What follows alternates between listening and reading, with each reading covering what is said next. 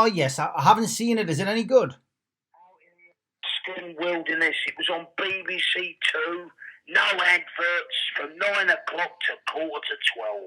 Oh, I'll have to I can watch that on catch up. Take it from me. One of the best films I've seen. Really? Yeah, he was fighting a grizzly bear in it. It was fucking brilliant. Is it a western leg?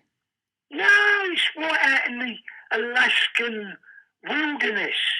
Ah, right, all right, okay, I'll have to have a look at that. When he was fighting that grizzly bear, it reminded me of when I was fighting the Alsatian here a couple of years ago. Go on, son, give it some. Hey, my God. Classic. I'll have to watch that, mate.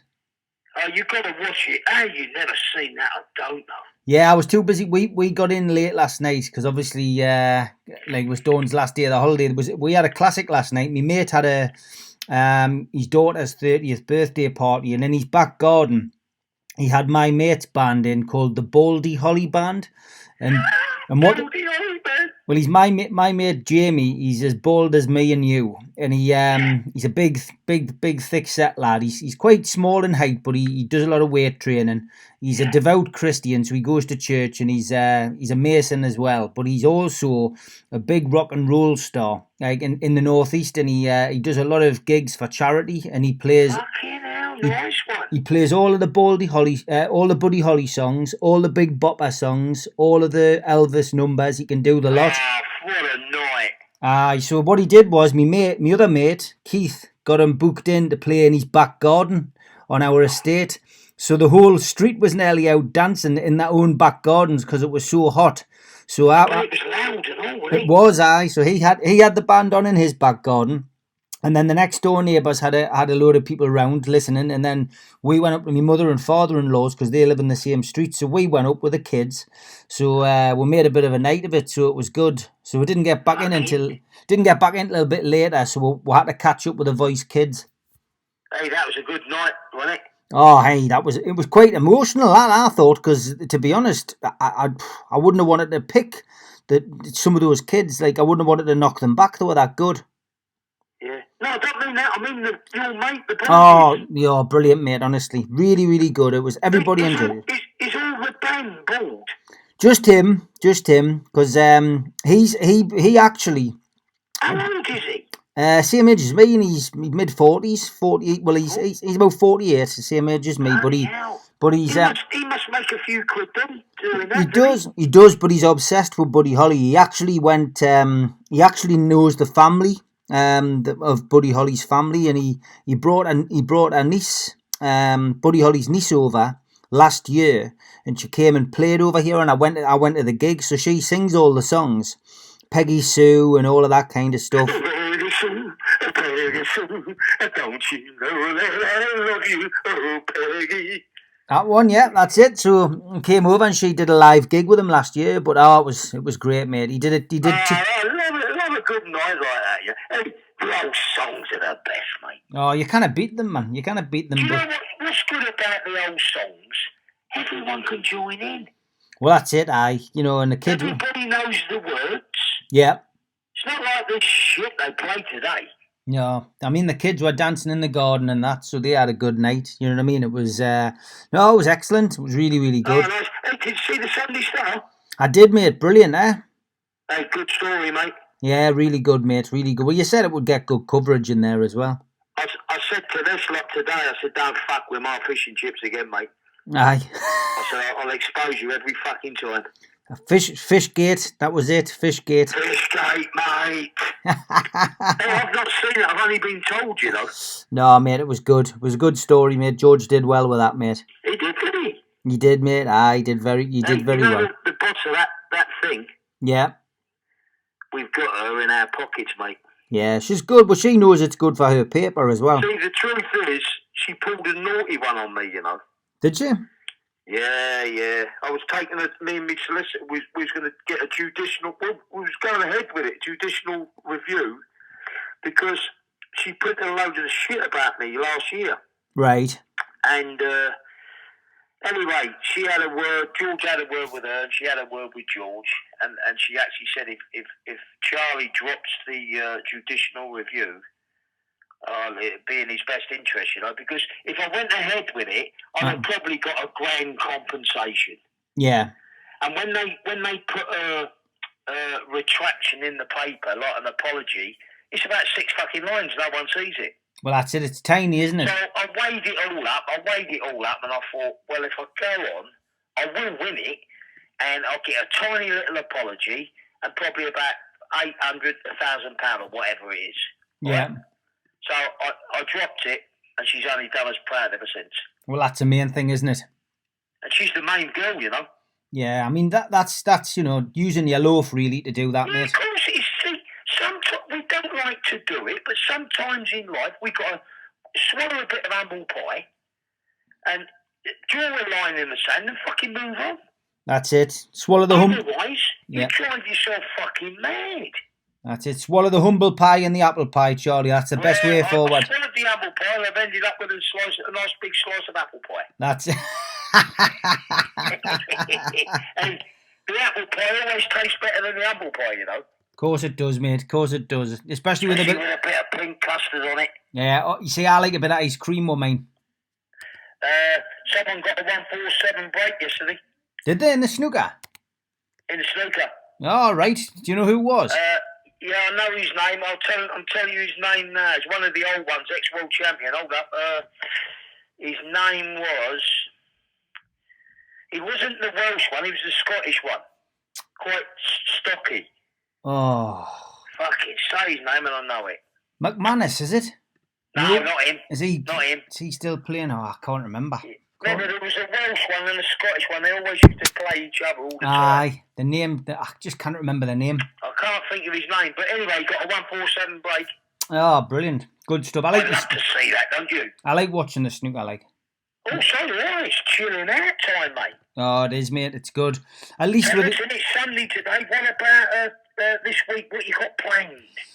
Well, it's me. It's basically any day is different day. But I'm going to get back on the Paul Massey book this week. I've had 2 weeks away from it. Sometimes you can concentrate too much on it, and obviously I've had Dawn's been off, so she went back to work today.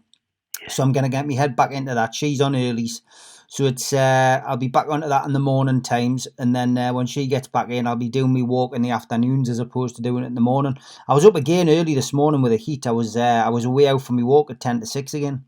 Wow! So I got back in for 7:30, had my breakfast, and then I've just chilled out today, really, mate. Went up for me Sunday dinner at 12 o'clock at my mother-in-law's, and then come back, bit of telly the night. Did you have a nice bit of chicken? I had the chicken today, chicken, cabbage, turnip. What else? 2 small Yorkshire puddings I had with some carrots, some mashed potato and some gravy today. Was that really thick gravy, was it? Oh, it was nice, mate. Yeah, proper nice. And a bit of mint sauce. I always have mint sauce on any of my dinners. So it was lovely, mate. Lovely. Just what the doctor ordered. Nice. So what's the plan tonight then? Just chill out. Well, Izzy's going to go through. She's going to kindly share her chocolates with us on her birthday, which is nice of her. What's she going to do? Share her chocolates? Yeah, so we're going to sit and have a cup of tea and have a few chocolates and watch a bit of telly downstairs with her. What chocolates? She's got milk tray. Oh, milk tray. What, two levels? Yeah, she demolished the first level last night with her when we watched The Voice Kids. Hell. So she shared them out last night with us. We got four each, I think. So we're moving on. We're having the second layer the night. So what will you watch tonight then? I don't know. She'll be in charge of the remote control for a couple of hours. She's in charge. So it could be one of these. It could be a Disney film. It could be anything. It's normally Dragon's Den on a Sunday. I know. She'll not want to watch that when she's 10. Do you like to watch that? I watched it for ages, mate, and then I just got a bit sick. I thought, the ideas were good, but they just started to get repetitive. There's some fucking idiots on there. Oh, there is. It just began to get... They go on there and they ain't got a fucking clue. I know. I mean, I think that's... You've got to fucking have details and all written down and how much you made in 12 months and blah, blah, blah. I think that's why I stopped watching it, Charlie. I think it just became a little bit daft. I think it came a bit repetitive, and they seem to be concentrating on getting some of the more idiots on than more sensible people, you know. And I do like a bit of Antiques Roadshow, though. Yeah. There's always some good stuff on there. I always watch it. Someone goes on there with an vase and they're expecting 50 quid and it's fucking $500,000. Well, I did that. I did that 4 rooms. You know, I took because I bought from one of Reg and Ron's old pals. I bought the original boxing gloves off them, and I bought the boxing gloves from the Ampro photo shoot. I bought them for 1,500 quid a few years ago. $1.5 grand. And I bought the two gloves, Ronnie's gloves and Reggie's gloves, and I bought Charlie's boots, and they were from basically the same person I bought the original David Bailey wedding photographs as well.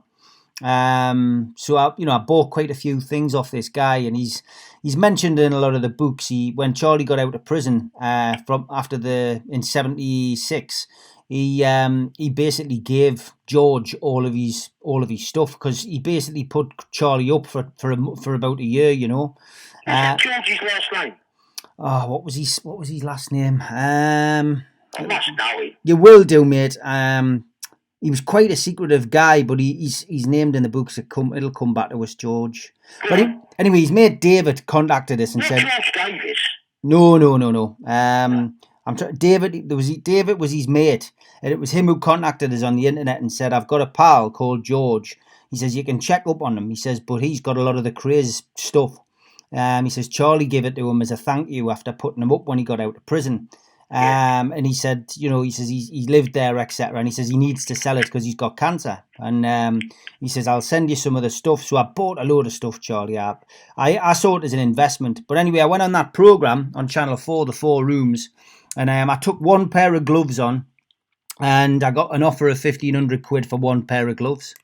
One pair? So I know I've made a profit on it. Do you know what I mean? It's because I've got both running. Yeah, but if you keep them for another 20 years, mate, you'd get 100 grand for them. Yeah, I'm not going to sell them, mate, anyway. They mean too much to us. Do you know what I mean? I didn't buy them to sell them. But I mean, they'll stay in the family, and they're a bit of... He had a sad ending, old Charlie, didn't he? Oh, yeah. Well, I was a character witness for him. And I tell you what, he didn't deserve what he got, did he? No. Not at all. I was a character witness for him, but the solicitor chose the wrong character witnesses, man. I followed Dave Courtney and Frankie Fraser into the witness box. When Frankie Fraser left the witness box, he went, "Thanks very much, Your Honour. It's the first time I've left court a free man." You know, and I mean... He really turned it into a joke, didn't he, Frank? The jury were laughing, but the judge wasn't. No, but he fucking wasn't. But he shouldn't have got 12 years at his age. No, he shouldn't have. Well, of course, the Sears boys looked after him when he went into Frankland, and... I know. And I went in Everyone loved Charlie, mate. Everyone looked after him, but what a sad ending. Yeah, well, I went in to visit him as well, on a couple of occasions up there. But yeah, it was tragic. When I saw him in Franklin, mate, he hadn't got the dye in his hair anymore. The tan had faded. He just looked... I bet his eyes were dark, weren't they? Oh, well, he was on his way out then, mate. He just looked terrible compared to what I knew him. George Dwyer, that was his name. Oh, I've heard the name, I've heard it. Yeah, Dwyer, George Dwyer. Hey, all the brothers had a bad ending, didn't they? Yeah, well, Reggie... Have you noticed all these fucking gangsters? Mm-hmm. They all have sad endings. Yeah, there's not much happiness, mate. You know, they end up in a fucking home. They're all in a little flat. Yeah. On their own.